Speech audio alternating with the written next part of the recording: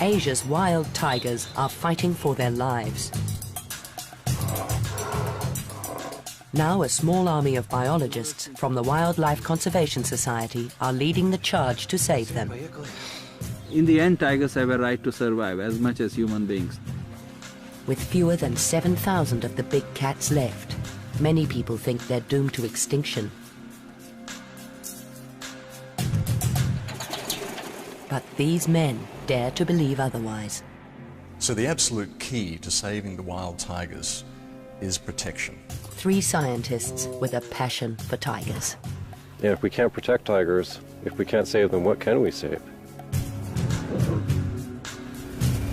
The challenges are immense, but with the help of these committed individuals and their innovative strategies, tigers are fighting back.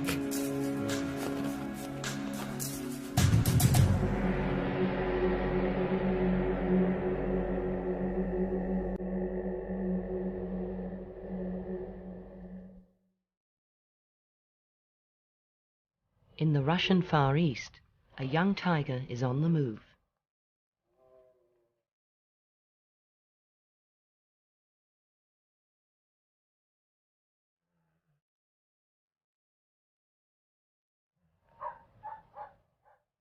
He passes the sleeping village of Ternay, then heads north into the forest.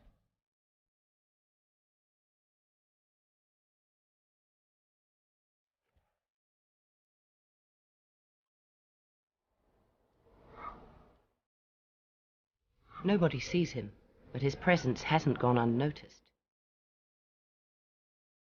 Close on his trail are American biologist John Goodrich and Russian tracker Kola Reben. They know this tiger. He's one of 8 radio-collared animals that the Wildlife Conservation Society, or WCS, are following here in Russia. Here's a nice track. So he came right down here off this hillside and walked right out onto the road here and then continued on up the road a ways. Weiss is a 19-month-old cub, and he's right at that age where he's spending less and less time with his mother, starting to move more on his own. And this is the first time that he's actually left his territory. See, he walked right down this road here. That concerns me a little bit. He might run into people. He might decide to go kill a dog or something like that. There are only 350 or so tigers living along this 1,000-kilometer-long stretch of coast in the Russian Far East. But tigers that enter villages are an ever-present danger to dogs, people, and themselves. John will be watching Weiss's every move to make sure he doesn't get into trouble.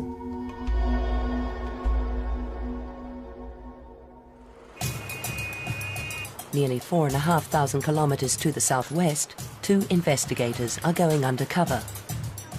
Australian biologist Tony Lynham and his WCS colleague Kalia are fighting Thailand's illegal tiger trade. They've heard that protected wildlife is being sold in Bangkok's famous weekend market. To gather video evidence, they fit Kalia's bag with a hidden camera.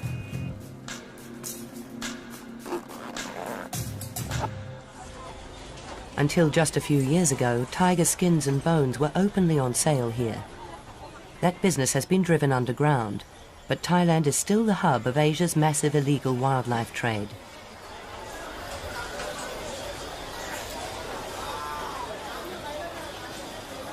There are no tiger parts for sale today, but they're about to find some animals that are even more endangered. Oh, look at that. What's this one down here? Do you know what this is? Yeah, this star tortoise. That's the star tortoise. Critically endangered species. Critically endangered. Yeah. Their video footage will eventually help the Forest Department prosecute the traders. But tomorrow, Tony heads deep into the jungle to help stop this illegal trade at its source.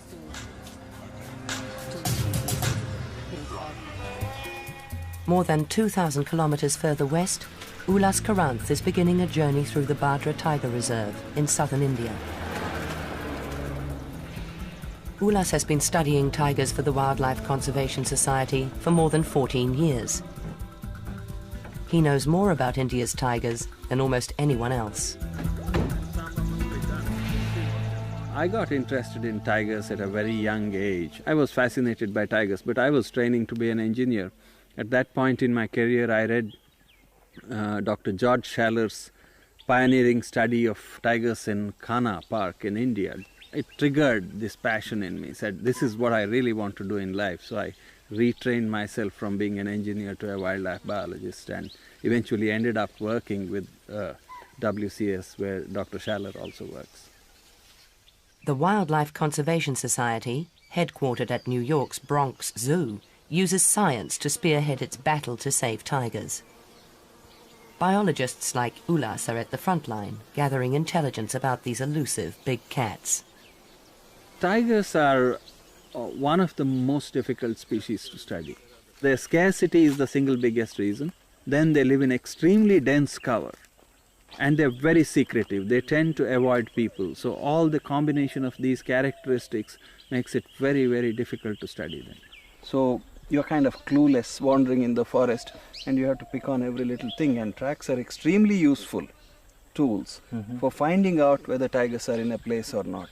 We see these tracks facing in all different directions, and that's because the tiger has come first, had a drink, turned around, come out, and then reversed into the water to cool off.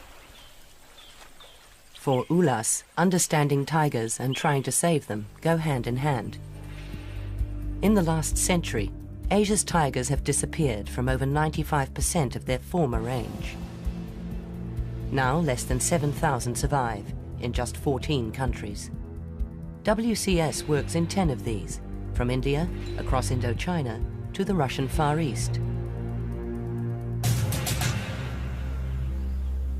There are those who said in 1993 that the tiger would go extinct by the year 2000. I was one of the skeptics. I said, no, that's not going to happen. Ulas knows there is no magic bullet to save tigers. Each country has to come up with its own rescue package, but he believes there is good reason for hope.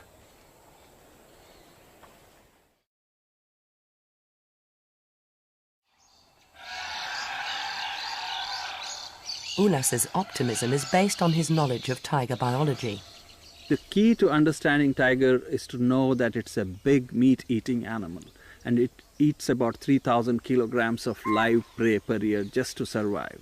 So that translates into about 50 animals the size of an axis deer or a small cow. This basic formula, that a single tiger needs to eat a large animal every week, applies equally in India, Thailand and Russia. And it determines how much space a tiger needs to live in.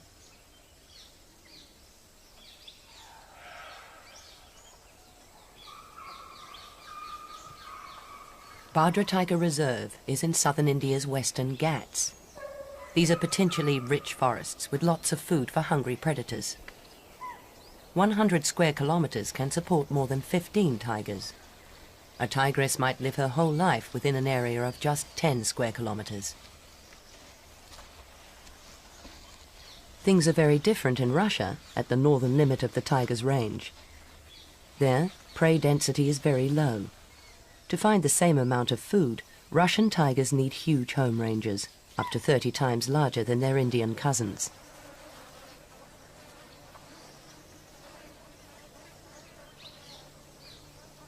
Here, sambar deer, cheetal deer and wild boar are high on the list of the tiger's favorite foods. So too are gawa. Up to a metric ton in weight, these wild cattle are a feast, fit for the king of the jungle.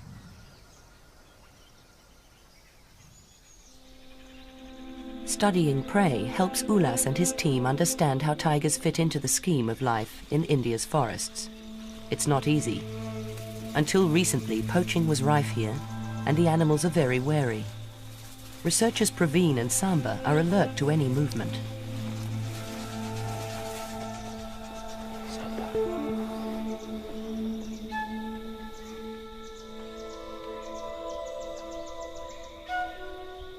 This frontline survey is identifying how much food is out there for the world's largest cat. Although prey and tiger numbers are low at the moment, Ulas Karanth and his team are confident that this will soon change. But is the outlook as hopeful for tigers in other countries?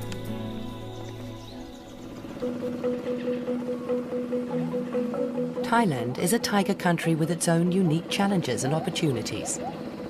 biologist Tony Lynham is on his way to a park the locals call Balahala.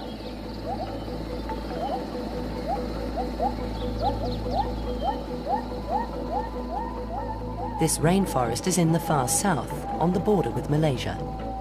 It's very wet, and there isn't much food for tigers. As a result, they're rare and hard to find, as Tony knows only too well. I have not yet seen a tiger in the wild. I've come very close. I've seen their tracks, fresh tracks, tracks that were so fresh that water was still seeping into the hollows formed by the toes. Last month I got very, very close. I was probably 10 seconds away from seeing a tiger. I'm sure I've been in places where tigers have been sitting watching me, but I haven't seen the tigers because they've been hidden. Rivers are the easiest means of access in these dense jungles. During the rainy season, this river floods its banks, but this is winter, the driest time of the year. Water levels are so low, the boat can only just make it.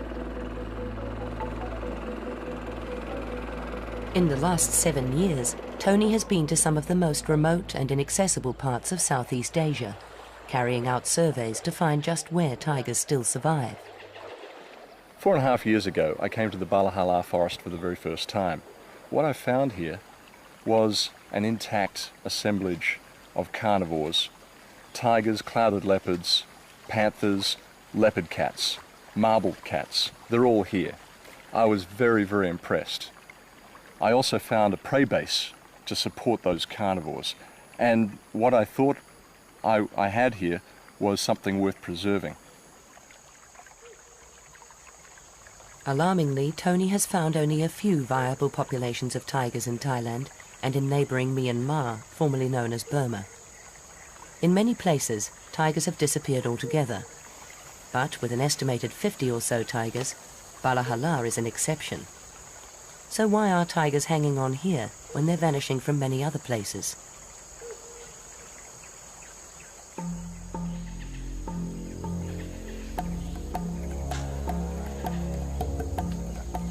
Deep in the forest, Tony has met up with an old friend and ally. Lieutenant Colonel Petark is an officer in the Thai Border Patrol Police, and he's keen to show Tony the results of some local police work. A few years ago, wildlife protection was made one of the Border Patrol Police's official jobs. Their brand of assertive action gives Tony and his WCS colleagues hope for the future of Asia's tigers. We believe that with good protection, with good efforts across the range of the tiger, that we can restore tiger populations. We can have 100,000 tigers potentially. 100,000 tigers will eat a lot of meat, but that seems to be in good supply around here. Fresh guard tracks right here, and tracks. What's that over there? Gower. There we go. The many animal tracks are a sign that wildlife thrives here. That should mean that tigers are plentiful too. But Tony is more likely to come across one of thousands of smaller species of invertebrates. Oh, look. This giant millipede may be harmless, but there are plenty of other small creatures Tony has to beware of, like leeches and tiny biting ticks. Blood-sucking bugs aren't the only challenge here. Rugged mountains are covered in dense forest, which is almost impossible to move through, let alone count tigers in. Wow.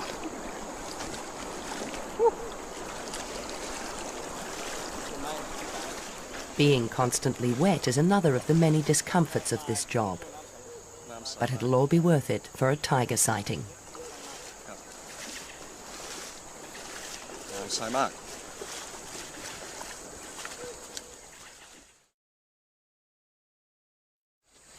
Look, fresh tracks here. That must have been, let's see, possibly yesterday, maybe last night. Fresh tracks. One animal's come this way. Fresh chew marks on these grass blades. Yeah, very, very fresh. Okay. Yep. It's a rare sight, a herd of gaur feeding in the open. Where there's gaur, there must be tigers. It's unusual in Thailand to see these shy wild cattle in such numbers. Tony counts 19 animals, including young. Police protection is ensuring a good food supply for local tigers.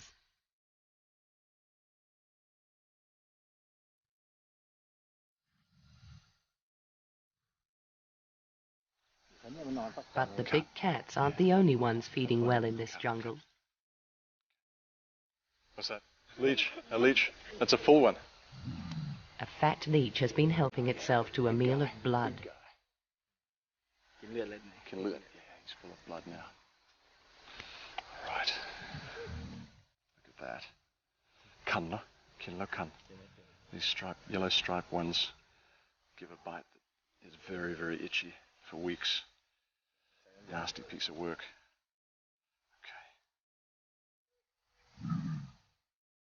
In the wet jungles of Thailand, it's small animals, such as leeches, that are the biggest hazard of the job.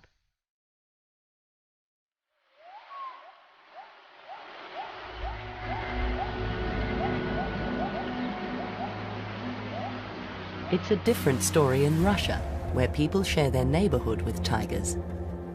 On average, we usually get maybe 2 problem tigers a year, and that being a tiger that's coming into a town killing dogs or killing livestock, something like that. So far this year, knock on wood, we haven't had any problem tigers. John is part of a team called in to deal with tigers that come into villages like Ternay to ensure there's no conflict between people and predators. John is keeping a night watch to make sure that the young male Vaisya doesn't enter the village and get into trouble. From his house on the hill, he can pick up the signal from Vaisya's radio collar.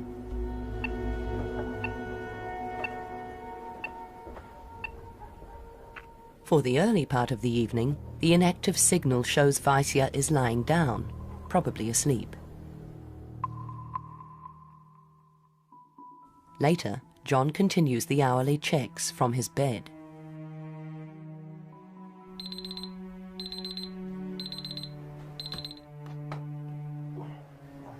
His vigil could save a life.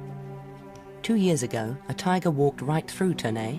It passed within 100 meters of his house, killing and eating a neighbor's dog.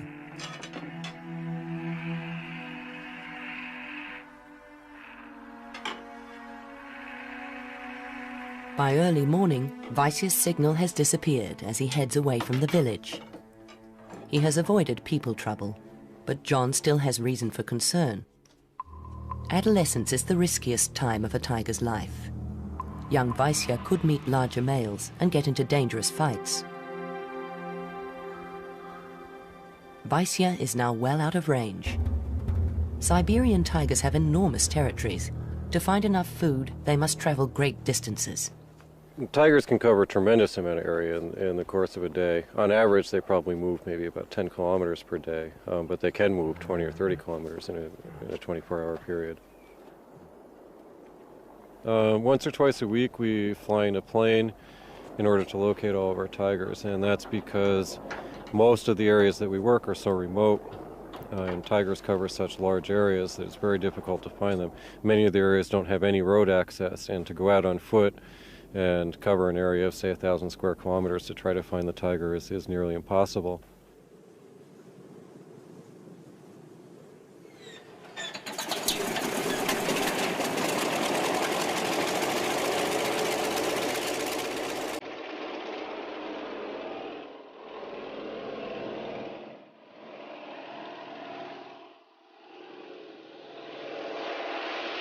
The Antonov biplane has been flying since 1947. Radio tracking flights are not for the faint-hearted or those prone to air sickness, but Andrei is well used to them. He's one of 5 Russian trackers working with John to uncover intimate details of the lives of individual tigers. The plane heads north, but quite a few minutes pass before Andrei picks up Vaisya's signal. The young tiger has walked more than 10 kilometers overnight. Andrei directs the pilot to move in closer for a look, and the plane begins to make stomach-churning turns.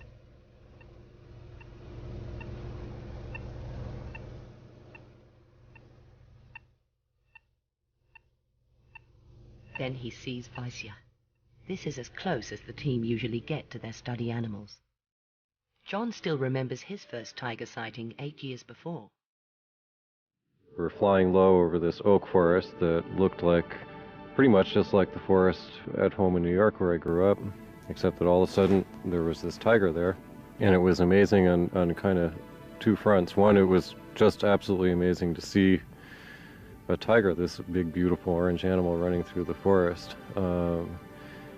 But it was also amazing to me how natural it looked and how much it seemed like he belonged there. The plane leaves the young male and heads in search of the 7 other radio-collared tigers.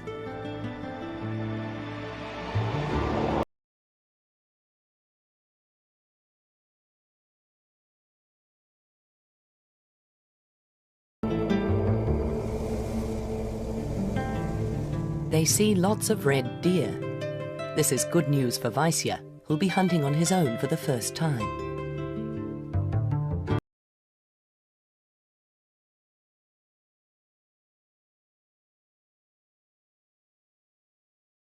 They find Olga. And she's not alone. She has 3 young cubs with her. Olga's a really important animal in our study. She's been radio-collared for 11 years. We captured her when she was 1 year old, so we know exactly her age. We know that she's 12 years old. We've monitored her through 6 litters. She'll give us wonderful information on the reproductive lifespan and the overall lifespan of a tiger. Because they're so difficult to study, there are many unanswered questions about tigers. How long, for instance, does a wild Siberian tiger live? And how many cubs will a female produce in her lifetime? These are basic questions, but John and his Wildlife Conservation Society colleagues across Asia are only just beginning to answer them.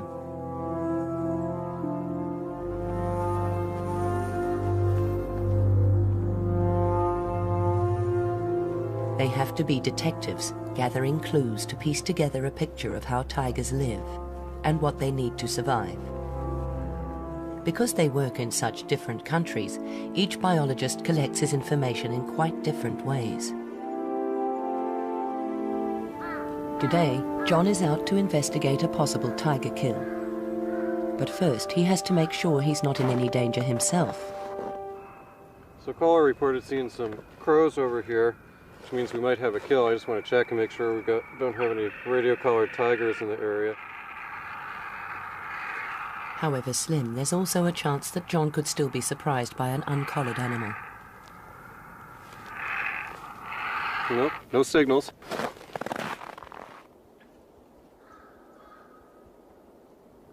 You very rarely see tigers, and part of the point of using radio telemetry is so that you can monitor tigers from a distance and you don't have to disturb them. So when I'm working in the field all the time, I see a tiger maybe once a month. And every time it's such a thrill. What's the deal? When I'm following tiger tracks, and that's one of my favorite things to do, is to track a tiger in the snow. I do always have that expectation and hope and anticipation that maybe suddenly there he will be. Like crime scene investigators, John and Kola assemble the evidence. It points to a tiger called Volodya, father of the young Vaisya. 11.3 centimeter pad width. Got a fairly fresh tiger track. You can tell that it's been since the last snow. It's an adult male sized. Volodya left an area to the north 2 days ago and then disappeared. We're not sure where he is now. Haven't heard his signal. Пойдем дальше. Да, пошли посмотрим. Volodya is the dominant male in this area, which is why the newly independent Vaisya has left, to try and find a territory of his own.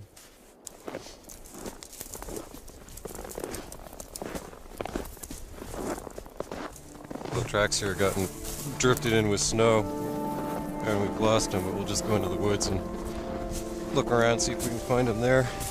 John and Kola hope the trail isn't about to go cold. Every tiger print tells a story. Really beautiful tracks. You can see how he chooses where the snow is hard so he can walk on top but it doesn't break through. John Goodrich and Kola Rebin have become experts at tracking Siberian tigers in the winter snow. Интересный, смотри, такой. Вверх идет. So these tracks are coming up, and that's because when the tiger walked through here, they packed the snow down, and then when the wind blew the snow away, it didn't blow the packed down snow where the tiger walked. So that means that the tiger walked here in the fresh snow before the wind started blowing and blew the snow away. The pieces of the puzzle are falling in place. They know which tiger made the tracks and when it was here. Then they begin finding clues that suggest what it killed.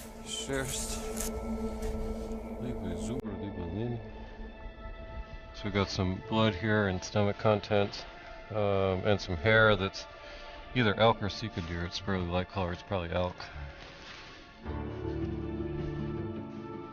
The signs of life and death are clearly marked in the snow.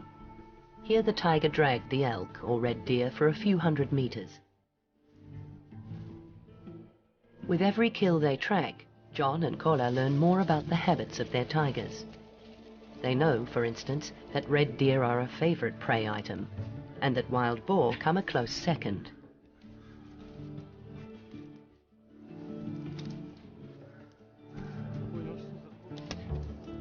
A pile of hair and a few bones confirm their suspicions. Part of the pectoral girdle. Can tell by the bone that it's a real young animal. So it'd be less than a 1-year-old elk. So it looks like he killed it right out in the open there, dragged it in here, ate a little bit, and then drug it further. Probably drug it further because they don't like to be next to real open areas.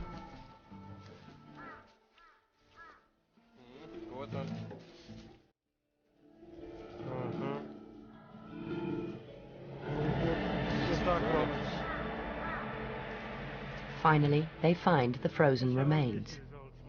Less than 10% of a tiger's hunts are successful. This was a well-earned meal. Got a elk calf. See tooth marks right here in his throat. Pretty much everything here is eaten. Just got a pile of hide. A little bit of meat left on his neck that the tiger didn't eat.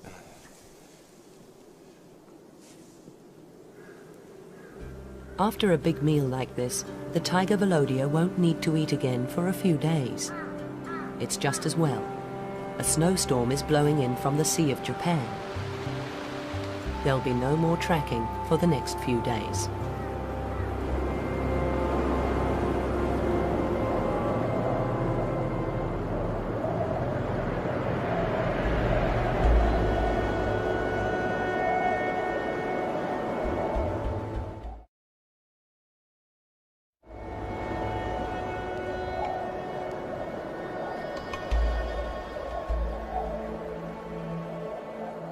For a few months each winter, John has a unique opportunity to get to know individual tigers' daily habits from tracks they leave in the snow. Ulas Karanth can't do this in India's forests. Because they work in such different countries, John and Ulas tailor their research to suit local conditions. In recent years, Ulas has concentrated on the bigger picture, comparing different tiger populations across India.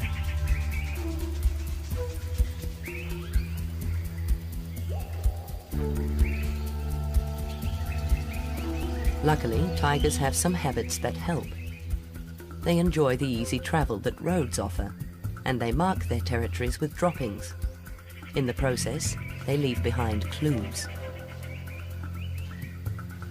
Ulas and his team are always looking for insights into their secretive study animal. There are a variety of techniques that scientists use to pierce this veil of secrecy and learn about the tigers. The most basic ones were like picking up their scats, droppings, searching the forest, looking for their kills, and you're really like a Sherlock Holmes there. You're looking at all the evidence, digging through the muck, get a few pieces of the puzzle in place.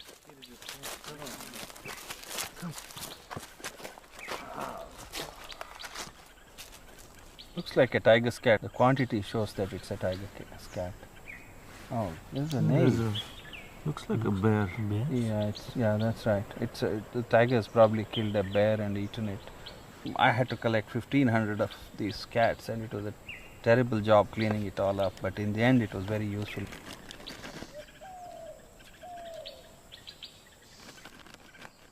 It may not be glamorous, but it's one way for Ulas to get a close-up look at the tiger's dietary habits. Even more of a challenge has been finding ways to count them.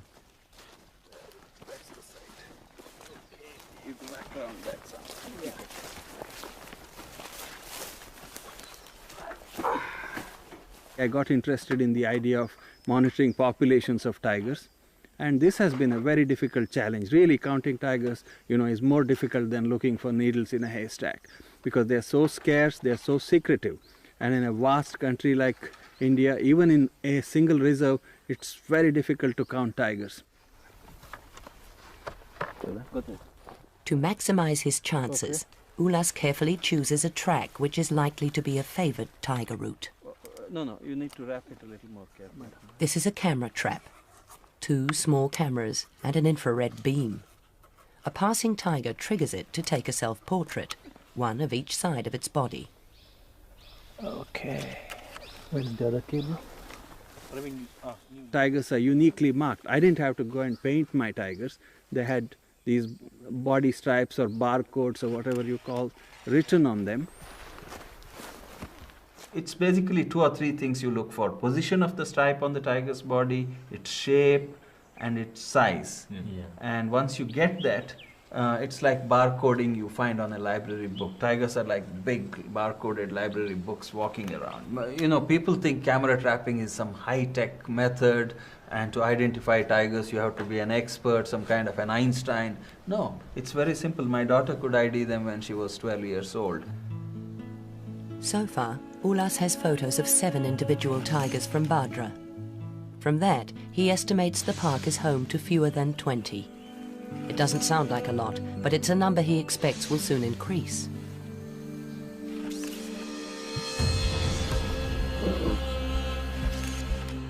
But tigers aren't the only thing caught on camera. Camera trap photos also provide chilling glimpses of armed poachers.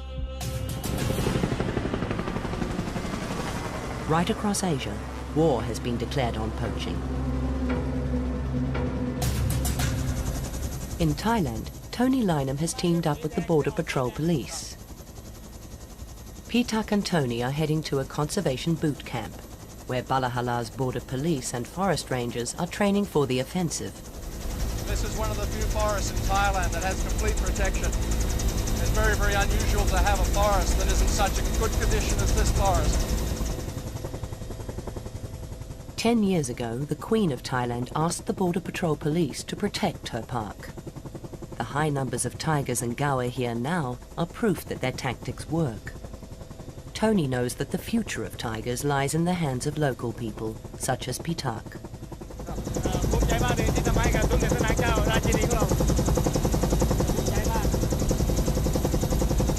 He said he's very proud to be working here for the Queen, to be very safe in this area, for the Queen and for the people of Thailand.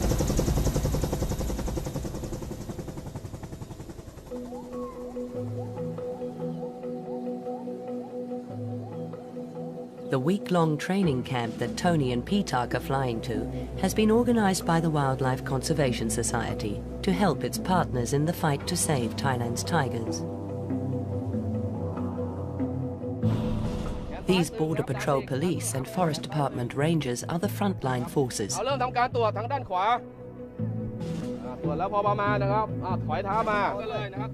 The rangers are learning how to defend themselves and how to safely make an arrest. This could be the difference between life and death in a confrontation with an armed poacher. The Forest Department and Tony, meanwhile, are teaching the police about the illegal wildlife trade. So this is a tiger tooth.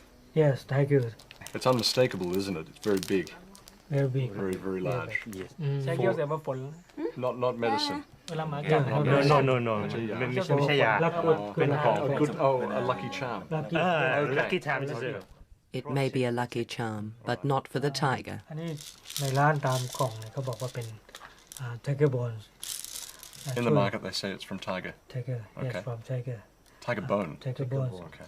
The demand for medicines made from tigers is driving them to extinction.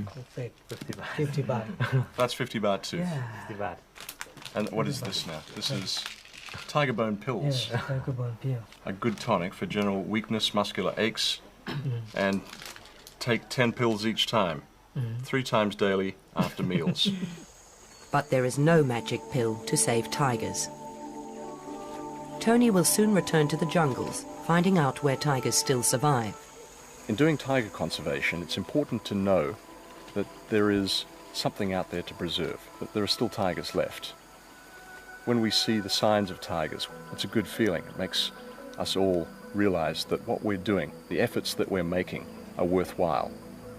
The icing on the cake would be to see a tiger, but as yet, I haven't had that opportunity. Not seeing a tiger hasn't blunted Tony's passion for his work.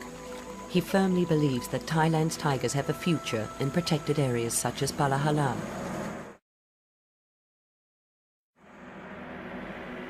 In Russia, the only major road to the village of Ternay runs right through the Sakoti Alin Biosphere Reserve.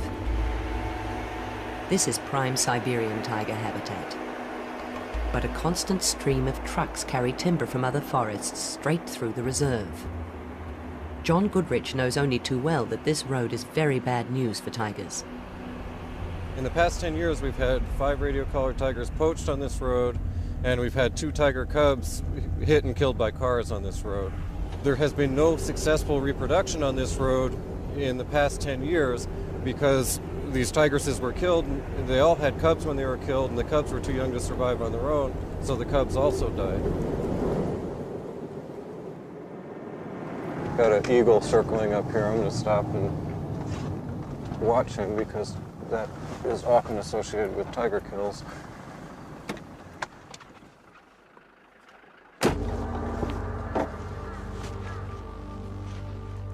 John hopes the eagle isn't circling the body of one of his collared tigers. In the 11 years the Siberian Tiger Project has been going, some very grim statistics have emerged. Out of 22 radio-collared tigers that died, 18 were killed by poachers or in road accidents. This is particularly bad news, as it's estimated that fewer than 30 tigers live in the reserve. Nobody knows how many prey animals have also been poached.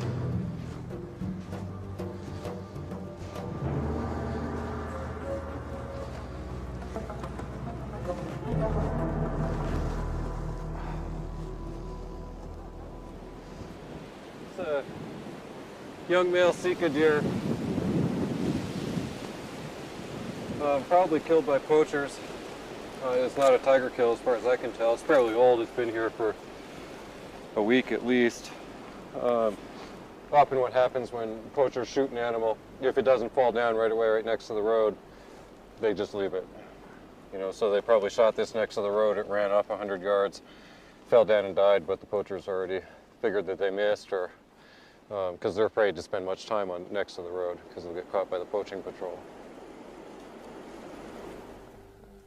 To protect tigers along this deadly stretch of road, the Sakoti Alin Biosphere Reserve have stationed a poaching patrol here. They watch the road from a small cabin high on a hill. If they see anything suspicious, they radio through to a mobile unit. As a result, there have been no tiger deaths on the road for 3 years. Yet outside the reserve, poaching is still a major threat to the 350 or so remaining Siberian tigers. John and Kola have been asked to help a young tiger. 6 weeks ago, he was found severely frostbitten and nearly dead after poachers killed his mother and siblings. First, they must anesthetize the cub.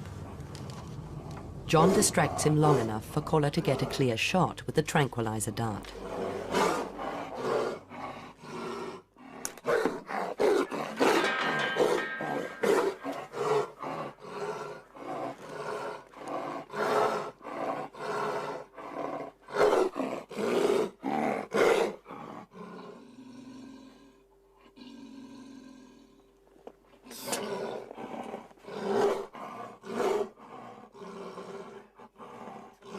John and Kola have done this many times before. It's the same procedure they use to put radio collars on wild tigers.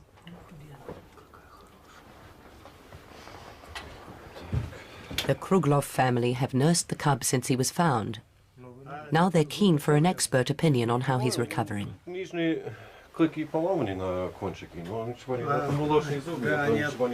report that when the tiger was brought to them, he was suffering severe frostbite to his feet and face. His jaw was frozen so solid they could knock on it as if it were a piece of wood. He's got an abscess on his chin from the frostbite, but that should heal up okay.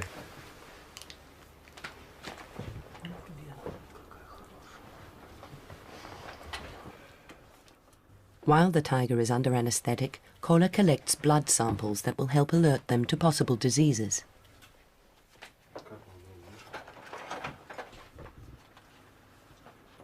One of the things I've been doing here is feeling his muscles and his bones and along his spine and his rump here. See how much fat he's got on him. He's in good shape. Good blink reaction from him, so we're going to give him a little bit more here. The cub is starting to come out of the anesthetic. The team move quickly to give him more.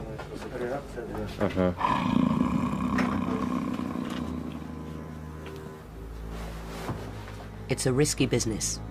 Too small a dose and the tiger may wake up. Too large and he could stop breathing.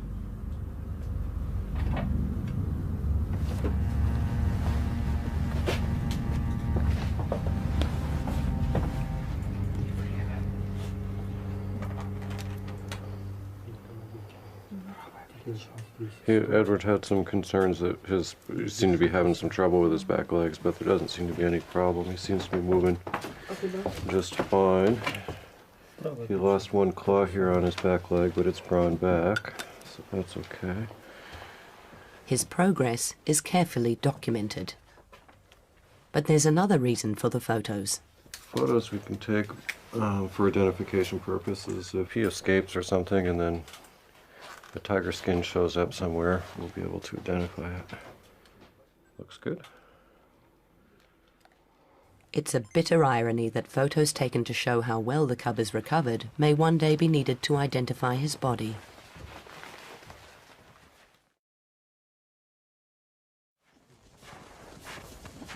The checkup is complete, and John is very pleased with how healthy the cub is. His weight has doubled in 6 weeks. Now it's time to get him back in the cage up the hill before he wakes up.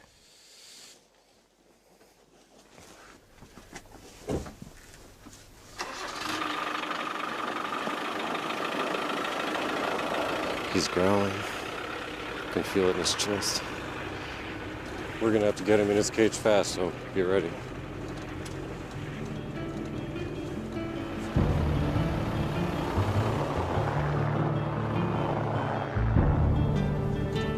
With so few left, every wild tiger is important. This is one tiger encounter that John would prefer not to have had. Although he's healthy, this cub is probably too young to survive on his own in the wild.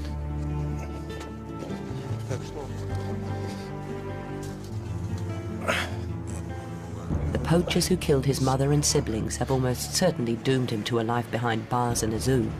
But there is a ray of hope. Attitudes are changing. The people who first found him could have sold his body for a small fortune. Instead, they chose to save him.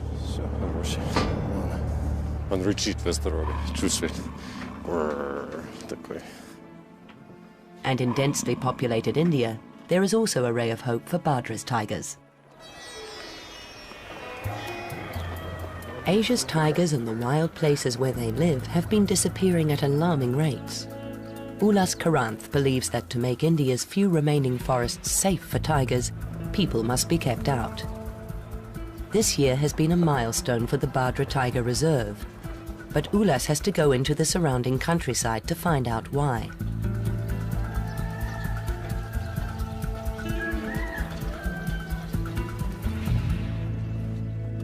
Until a few months ago, 730 families lived in Badra.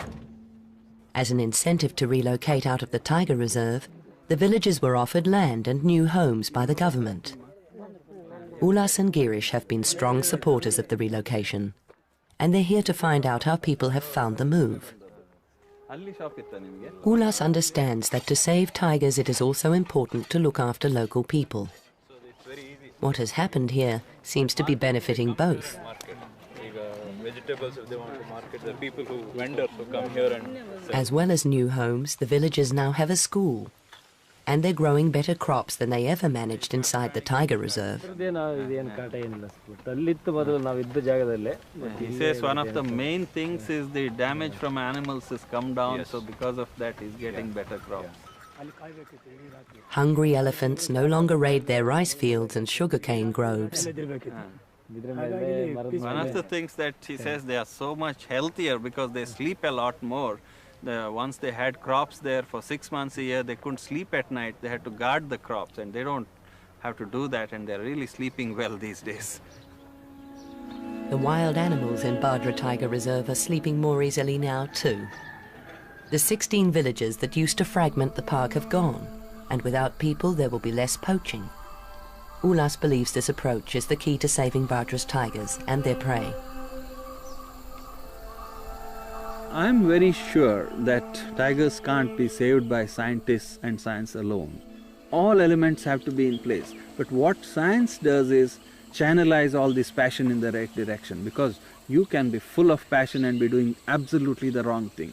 It's the knowledge that science provides that allows you to do the right thing in the most efficient way. A tigress can produce between 2 and 5 cubs every 2 years, so with enough food, their numbers can recover quickly. Ulas expects that in 10 years, Badra's tiger population will be 3 or 4 times what it is now. It is this knowledge which gives the Wildlife Conservation Society such hope. Tiger as a species has a right to survive because we didn't create the tiger, we inherited it, and we need to pass it on to the future generations. There's immense potential actually. If we get our act right, I think there's a lot of room for tigers on this earth. Even in a continent that's home to more than 3.5 billion people, Ulas and his WCS colleagues believe there's room for up to 100,000 tigers. Their ambition is to see tigers thriving, whether they live in India, Thailand, or here in Russia. Kola and Vladimir are returning from another day's tracking. It's been a good winter. All the Siberian Tiger Project's radio-collared tigers have survived. No problem animals have come into villages. And there's more news. After a few days on his own, the young male, Vaisya, has returned to the security of home. Вася искал свое семейство. Да? Да. Нашел следы Лидины мамы и начал. Ветер задувает следы, не видно. They were just tracking Vaisa, who apparently came back across through Tournai last night and then came down here and was looking for his mom and his sister. And he was following their tracks, but he'd come to these places where the wind had blown the snow clear, so Vaisa would lose the tracks. And he found a tree that his mom marked and found the tracks again, and then he'd lose them and look and look. But eventually they met up and they're all together now. In a country where so many tigers are killed by poachers and road accidents, it's a rare thrill for John to see a tigress raise 2 cubs to adulthood. His work has shown that Siberian tigers need such big territories, it's just not possible to fence them in. In this vast wilderness, people must be willing to live alongside tigers. But John is positive. There's a tremendous amount of very wild and pristine habitat in the Russian Far East. So I think there's a lot of hope for Siberian tigers. Tigers are these magnificent animals, and they're one of the most well-known, most charismatic animals in the world. Everybody knows what a tiger is.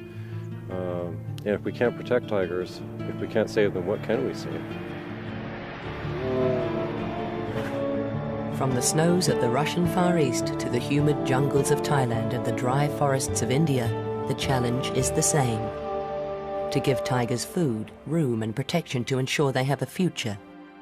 Each country is tailoring its own rescue package to suit local conditions.